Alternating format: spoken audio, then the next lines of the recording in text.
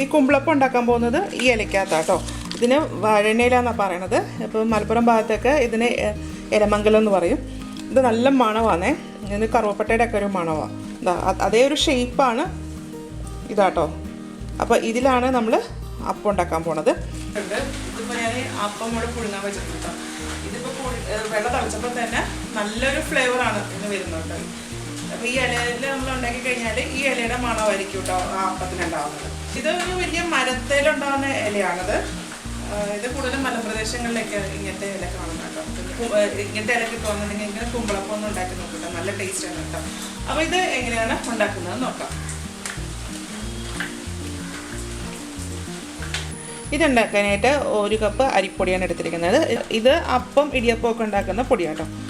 ഈ പൊടിയിലേക്ക് ഒരു നുള്ളു ഉപ്പ് ചേർക്കാം. അതിനുശേഷം ഇത് നന്നായിട്ടൊന്ന് യോജിപ്പിക്കണം കേട്ടോ. ഇതിലേക്ക് ഇനി തിളച്ച വെള്ളം ഒഴിക്കാം. അപ്പോൾ ഞാനിതിലേക്ക് ഒരു കപ്പ് വെള്ളം ഒഴിച്ചിട്ടുണ്ട് കേട്ടോ. അത് തിളച്ച വെള്ളമായിരിക്കണം ഒഴിക്കേണ്ടത്. 1 കപ്പ് പൊടിക്ക് 1 കപ്പ് വെള്ളം തന്നെയാണ് ചേർത്തേക്കുന്നത്. ഇത് നന്നായിട്ടൊന്ന് മയപ്പെടുത്താം. മാവ് നന്നായിട്ട് നല്ല യോജിച്ചിട്ടുണ്ട് കേട്ടോ. എന്നിട്ട് നല്ല മയമായിട്ടുണ്ട്. ഇതിലേക്ക് കുറച്ച് ചക്ക വരട്ടിയത് ചേർക്കാം കേട്ടോ. ഇത് ഒരു 1/2 കപ്പോളം ഉണ്ടാകും. അപ്പോൾ അതൊക്കെ ഓരോരുത്തരുടെ ഇഷ്ടം അനുസരിച്ചിട്ട് എത്ര വേണമെന്നെങ്കിലും ചേർക്കാം കേട്ടോ. അപ്പോൾ അധികം ചേർക്കുകയെന്നുണ്ടെങ്കിൽ അത്രയും നല്ലത് കേട്ടോ. അപ്പോൾ ഞാൻ ആദ്യമേ ഒരു 1/2 കപ്പ് ചേർത്തു. 1/2 കപ്പ് ചേർത്തതിന് ശേഷം ഇത് നന്നായിട്ടൊന്ന് യോജിപ്പിക്കാം. ഇതിലേക്ക് ഞാൻ കുറച്ച് തേങ്ങ ചേർക്കുന്നുണ്ട്. ഒരു 1/2 കപ്പാണ്. അത് ചേർത്തിട്ട് ഇത് നന്നായിട്ടൊന്ന് യോജിപ്പിച്ച് കൊടുക്കാം. തേങ്ങയും ചക്കയൊക്കെ അത് ഓരോരുത്തരുടെ ഇഷ്ടം അനുസരിച്ച് ചേർക്കാം കേട്ടോ. ഒരു 1/4 കപ്പും കൂടി ചേർക്കുന്നുണ്ട്. അപ്പോൾ ഇതിലേക്ക് ഞാനൊരു 3/4 കപ്പ് ഫ്രഷ് തേങ്ങയാണ് കേട്ടോ ചേർത്തേക്കുന്നത്. കുറച്ചും കൂടെ ചക്ക വരട്ടിയത് ചേർക്കാം കേട്ടോ. അപ്പോൾ ഞാനിപ്പോൾ ഇതിൻ്റെ അകത്ത് ടോട്ടൽ 1 കപ്പ് ചക്ക വരട്ടിയത് ചേർത്തിട്ടുണ്ട്. ചക്ക വരട്ടുന്ന കാണിക്കാത്തത് എന്താ വെച്ചാൽ ഞാനിതിന് മുന്നേ ചെയ്തിട്ടുണ്ട്. അതുകൊണ്ടാട്ടോ ഞാൻ കാണിക്കാത്തത്. അല്ലെങ്കിൽ ചക്ക വരട്ടിയൊക്കെ വരുമ്പോൾ നമ്മുടെ വീഡിയോൻ്റെ ലെങ്ത്ത് ഒത്തിരി കൂടിപ്പോകും. അപ്പോൾ ഞാൻ ചക്ക വരട്ടിയേക്കുന്നതിൻ്റെ വീഡിയോയുടെ ലിങ്ക് ഞാൻ ഡിസ്ക്രിപ്ഷൻ ബോക്സിൽ ഇട്ടേക്കാം. അപ്പോൾ ഇതാ നമ്മുടെ കൂട്ട് റെഡി ആയിട്ടുണ്ട്. വേണമെന്നുണ്ടെങ്കിൽ ഇതിൽ കുറച്ച് ഏലക്കാപ്പൊടിയും കൂടെ ചേർക്കാം കേട്ടോ. അപ്പോൾ ഞാൻ ഇതിൽ ഏലക്കാപ്പൊടി ചേർക്കുന്നില്ല. കാരണം എന്താ വെച്ചാൽ ചക്കയ്ക്ക് നല്ല മണമുണ്ട്. പിന്നെ നമ്മൾ ഇത് ഉണ്ടാക്കാൻ പോകുന്നത് വഴനയിലേക്കകത്താണ്. ഇലയ്ക്കും നല്ല മണമാട്ടോ. അപ്പോൾ ഇതുണ്ടാക്കാനായിട്ട് ഏലക്കയുടെ ആവശ്യമില്ല. അപ്പോൾ ഇതാ നമ്മുടെ മാവ് റെഡി ആയിട്ടുണ്ട് കേട്ടോ. ഇതുപോലെ നന്നായിട്ട് കഴുകി എടുത്തിട്ടുണ്ട്. കഴുകി തുടച്ചെടുക്കണം. നമ്മൾ ഇല പറിക്കുമ്പോൾ ഇലയുടെ ഈ തണ്ടും കൂടെ വേണം കേട്ടോ. ഇനി ഇത് എങ്ങനെയാണ് ഉണ്ടാക്കുന്നത് നോക്കാം. നമ്മൾ സാധാരണ കുമ്പിളുണ്ടാക്കുന്ന പോലെ തന്നെ ഇതുപോലെ ഇങ്ങനെ ആക്കിയ ശേഷം കുറച്ച് വലിപ്പമുള്ള ഇല വേണം കേട്ടോ ഇതുണ്ടാക്കാനായിട്ട്. ഇതാ ഇതുപോലെ ഇങ്ങനെ ആക്കിയിട്ട് ഇങ്ങനെ ആക്കിയിട്ട് ഇതിലേക്ക് എടുത്തു വച്ചിരിക്കുന്ന മാവ് നിറച്ച് കൊടുക്കാം. ഇതിൽ എണ്ണയൊന്നും തേക്കേണ്ട ആവശ്യമില്ല. ഇതുപോലെ ഇങ്ങനെയൊന്ന് ഫില്ല് ചെയ്യാം. വെച്ചിട്ട് ഇതിൻ്റെ ഞാൻ പറഞ്ഞല്ലോ ഈ തണ്ട് വേണമെന്ന് പറഞ്ഞല്ലോ, ഇതിനെ ഇങ്ങോട്ടേക്ക് മടക്കിയിട്ട് ഈ ഒരു വശത്ത് ഒരു ചെറിയൊരു ഹോൾ ഉണ്ടാക്കിയിട്ട് ആ തണ്ട് ഇങ്ങനെ കുത്തി ഇറക്കുക ചെയ്യുന്നത്.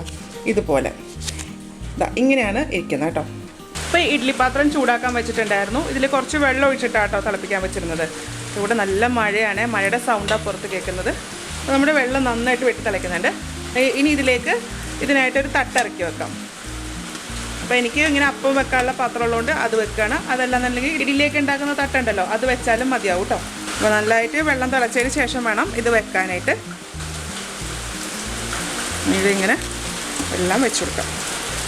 ഞാനത് മുഴുവനും ഇതിൽ വെച്ചിട്ടുണ്ട് കേട്ടോ. ഇത് അടച്ചു വെച്ചതിന് ശേഷം ഒരു 5 മിനിറ്റ് നേരം ഹൈ ഫ്ലെയിമിൽ വേണം വേവിക്കാനായിട്ട് കേട്ടോ. ഇപ്പോൾ ഒരു 5 മിനിറ്റ് കഴിഞ്ഞിട്ടുണ്ട്. ഇനി ഇതിൻ്റെ ഫ്ലെയിം ഒരു മീഡിയം ഹീറ്റിലേക്ക് മാറ്റാം. അതിന് ശേഷം ഒരു 25 മിനിറ്റ് നേരം കൂടെ പുഴുങ്ങാം. അപ്പം ടോട്ടൽ നമുക്ക് അരമണിക്കൂറാണ് ഇത് പുഴുങ്ങിയെടുക്കേണ്ടത്. ഇപ്പോൾ നമ്മുടെ അപ്പം ഞാൻ ഇതിൽ വെച്ചിട്ട് അരമണിക്കൂറായിട്ടുണ്ട് കേട്ടോ. എന്തായി നോക്കാം.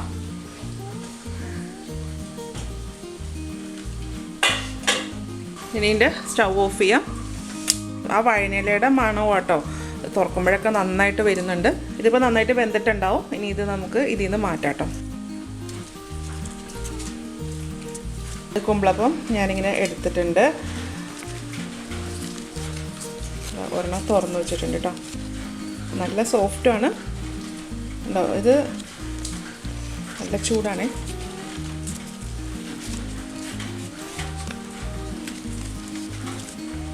ഇതുപോലെയായിട്ടിരിക്കുന്നത്. അപ്പോൾ ഇതുപോലെ ഒന്ന് എല്ലാവരും ഒന്ന് ഉണ്ടാക്കി നോക്കൂ കേട്ടോ. ഉണ്ടാക്കി നോക്കിയിട്ട് ഇതിൻ്റെ അഭിപ്രായം എൻ്റെ കമൻറ്റ് ബോക്സിൽ.